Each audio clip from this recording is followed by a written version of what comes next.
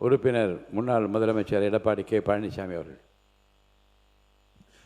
மாண்புமிகு பேரவைத் தலைவர்களே, தற்போது அரிசி விலை ஒரு கிலோவுக்கு 20 ரூபா உயர்ந்திருக்கின்றது.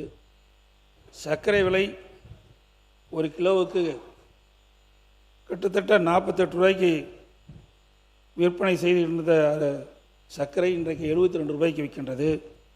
மஞ்சள் ஒரு கிலோ 200 ரூபாய்க்கு விற்பனை செய்து கொண்டிருந்தது, இப்போ 250 ரூபாய்க்கு விற்கிது.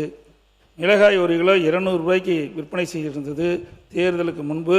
இந்த ஆட்சி வந்த பிறகு தற்போது விலை 300 ரூபாய்க்கு விற்கிது. வெல்லம் ஒரு கிலோ 55 ரூபாய்க்கு விற்றது, இப்போ 75 ரூபாய்க்கு விற்கிது. அதே போல் புளி ஒரு கிலோ 150 ரூபாய்க்கு விற்றது, இப்போ 250 ரூபாய்க்கு விற்பனை செய்கிறது.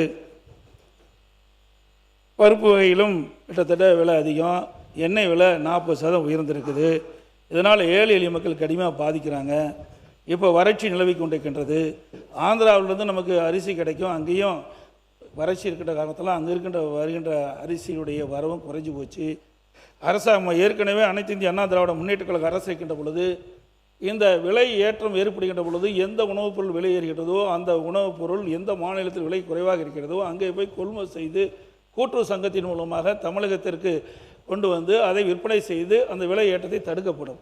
அதற்காக விலை கட்டுப்பாட்டு நிதியம் என்ற ஒரு நிதியை ஒதுக்கி அதுக்கு 100 கோடி ரூபாய் கூட்டுறவு சங்கத்துக்கு கொடுக்கப்பட்டு அதை பயன்படுத்தி வந்த காரணத்தினாலே விலை இப்படி அத்தியாவசிய உணவுப் பொருள் விலை ஏறுகின்ற பொழுது அதை கட்டுப்பாட்டுக்குள் வைத்திருந்தோம். அதை போல இந்த அரசும் இந்த உணவுப் பொருள் விலையை கட்டுப்படுத்துவதற்கு ஏதாவது நடவடிக்கை எடுப்பதற்கு முயற்சி செய்கிறதா என்று தங்கள் வாயிலாக அரசுடைய கவனத்தை ஈர்க்கின்றேன். பிளே ஸ்டோர் மற்றும் ஆப் ஸ்டோரில் இருந்து பாலிமர் செயலியை QR கோடு மூலம் பதிவிறக்கம் செய்யுங்கள். செய்திகளை உடனுக்குடன் பெறுங்கள்.